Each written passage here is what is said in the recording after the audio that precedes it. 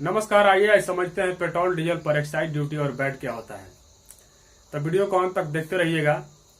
तो आइए समझते हैं पेट्रोल और डीजल पे टैक्सेस किस प्रकार से लगते हैं। देखिए, पेट्रोल और डीजल का जो बेस प्राइस है, पेट्रोल का 44 रुपया 6 पैसा और डीजल का 45 रुपया 75 पैसा, ये बेस प्राइस है। उसके बाद एक्साइज ड्यूटी पेट्रोल पर 32 रुपया 90 पैसा, डीजल पर 31 रुपया 80 पैसा और वैट लगता है पेट्रोल पर 24 रुपया 34 पैसा और डीजल पर 13 रुपया 77 पैसा। उसके बाद डीलर कमीशन 3 रुपया 88 पैसा पेट्रोल पर और 2 रुपया 61 पैसा डीजल पर। उसके बाद फेयर ढुलाई भाड़ा 0.31 पैसा पेट्रोल पर और 0.29 पैसा डीजल पर। इस तरह से आपको जो रिटेल प्राइस मार्केट में है 44 रुपया 6 पैसा का पेट्रोल जो है 105 रुपया 49 पैसा मिलता है। यानी कि आपको पेट्रोल पे लगभग 61 रुपया एक्स्ट्रा और डीजल पर 49 रुपया एक्स्ट्रा पे करना पड़ता है। अब आइए समझते हैं एक्साइज ड्यूटी क्या होता है। देखिए, एक्साइज ड्यूटी एक प्रकार का इनडायरेक्ट टैक्स है, अप्रत्यक्ष कर है। यह सरकार, केंद्र सरकार किसी भी वस्तु के उत्पादन पे, मैन्युफैक्चरिंग पे कर लगाती है, एक्साइज ड्यूटी लगाती है और उससे कर वसूलती है। एक्साइज ड्यूटी 26 जनवरी 1944 को भारत में लागू हुआ था और ये एक्साइज ड्यूटी पूरे देश में एक समान होता है। पेट्रोल और डीजल पे एक्साइज ड्यूटी पूरे देश में एक समान होता है और एक केंद्र सरकार एक्साइज ड्यूटी पेट्रोल और डीजल पे वसूलती है। अब ये समझते हैं वैट क्या होता है। देखिए, वैट जो होता है वैल्यू एडेड टैक्स, ये क्या होता है कि राज्य सरकार इसको लगाती है। वैट राज्य सरकार लगाती है और ये वैट सभी राज्यों में एक समान नहीं होता है। किसी राज्य में कम होता है, किसी राज्य में ज्यादा होता है।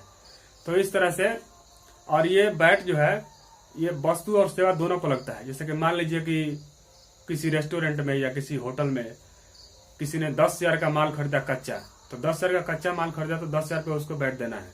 उसके बाद 10,000 कच्चा माल जो है उसको कोई प्रोडक्ट बना करके अगर 20,000 में बेच रहा है तो 20,000 पे भी उसको वैट देना पड़ेगा। तो इस तरह से वैट वस्तु और सेवा दोनों पर लगता है। वैट सबसे पहले 1 अप्रैल 2005 को भारत में लागू हुआ था।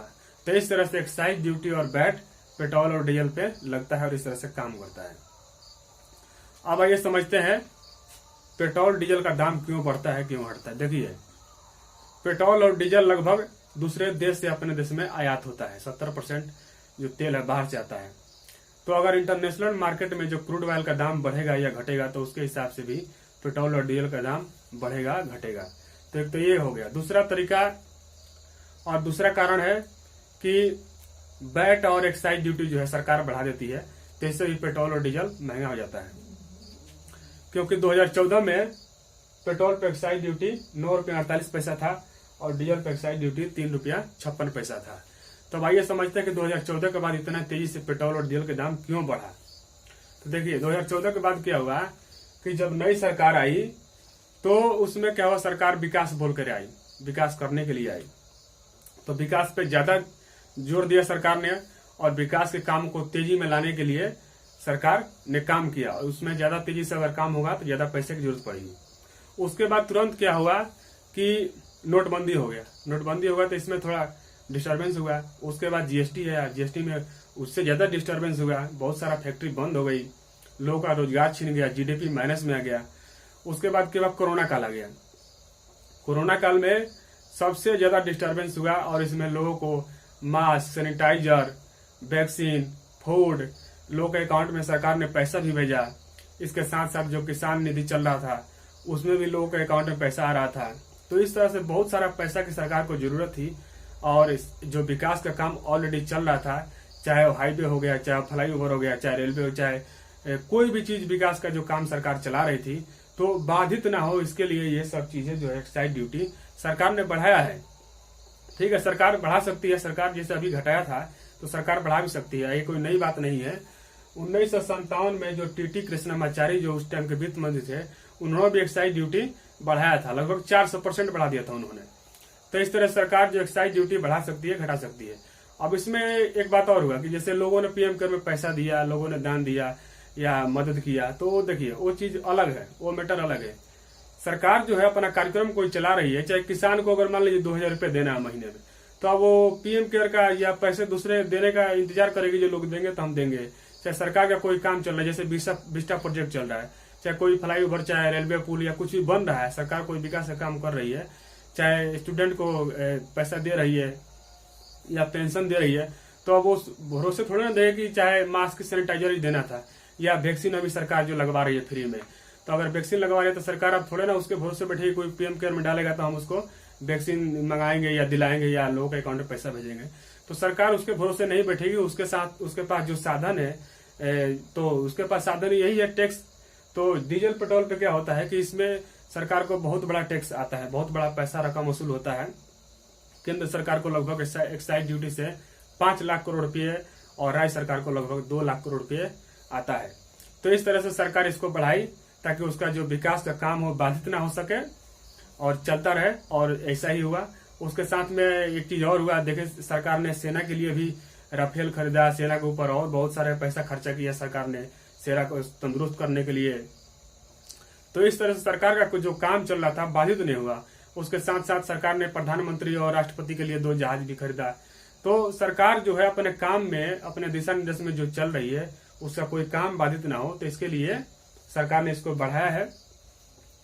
तो ये कोई नई बात नहीं है, सरकार बढ़ा भी सकती है। अगर सरकार ने बढ़ाया था तो आज घटाया भी है।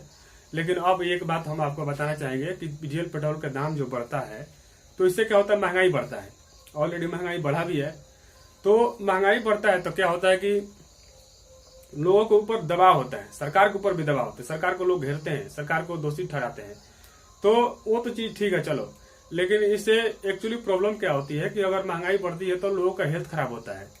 जाहिर सी बात है, अगर पैसा नहीं आएगा, नौकरी नहीं होगा लोगों के पास, तो या कम पैसा आएगा तो लोग खाने पीने में प्रॉब्लम होगी ही।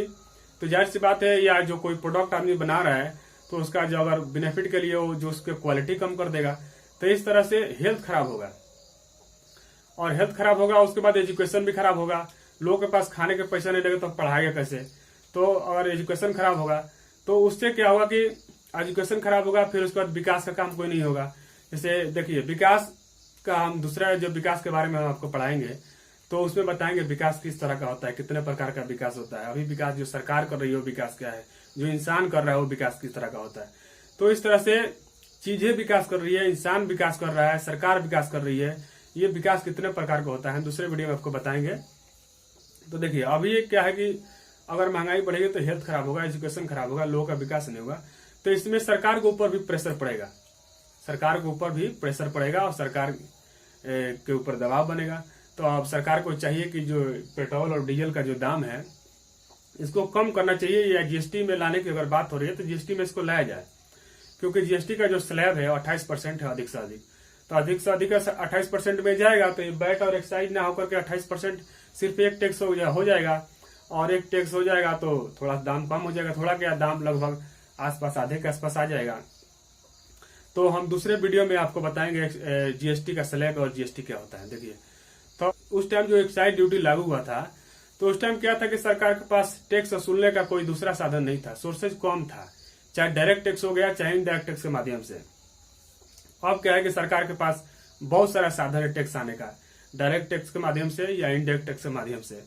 क्योंकि हर आदमी कोई ना कोई चीज खरीदता है आजकल, हर घर में कुछ ना कुछ, चाहे फूड्स हो गया, चाहे ब्यूटी हो गया, चाहे अदर चीजें हो गई, रोजमर्रा की जिंदगी में कुछ ना कुछ चीज लोग खरीदना पड़ता है।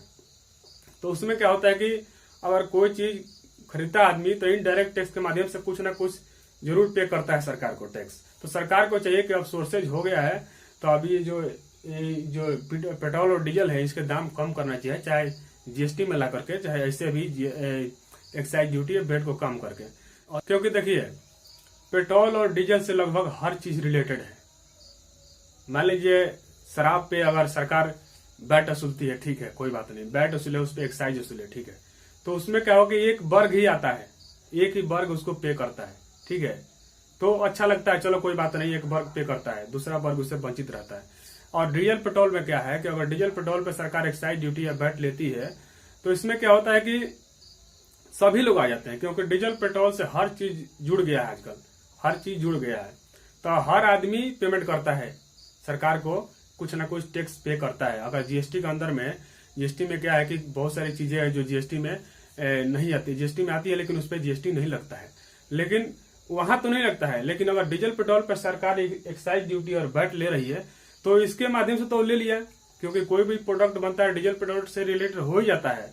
तो अगर उस प्रोडक्ट को आदमी खरीदता है तो उस पर कुछ ना कुछ टैक्स पे जरूर करता है, इनडायरेक्ट टैक्स के माध्यम से। तो जब पेमेंट कर दिया तो एक तरफ उधर भी टैक्स दे रहा है और इधर क्या हो रहा है, इधर भी दे रहा है। तो ये जो है टैक्स आदमी के ऊपर भारी पड़ रहा है। इस तरह से महंगाई बढ़ती है, लोगों के ऊपर बोझ बढ़ता है। सरकार को इसके बारे में सोचना चाहिए, डीजल और पेट्रोल के दाम कम करना चाहिए। तो उम्मीद है आपको ये वीडियो अच्छा लगा होगा। अगर अच्छा लगा हो तो इसको लाइक कीजिएगा और अपने दोस्तों में शेयर कीजिएगा और हमारे चैनल को सब्सक्राइब कीजिएगा। जय हिंद, जय भारत।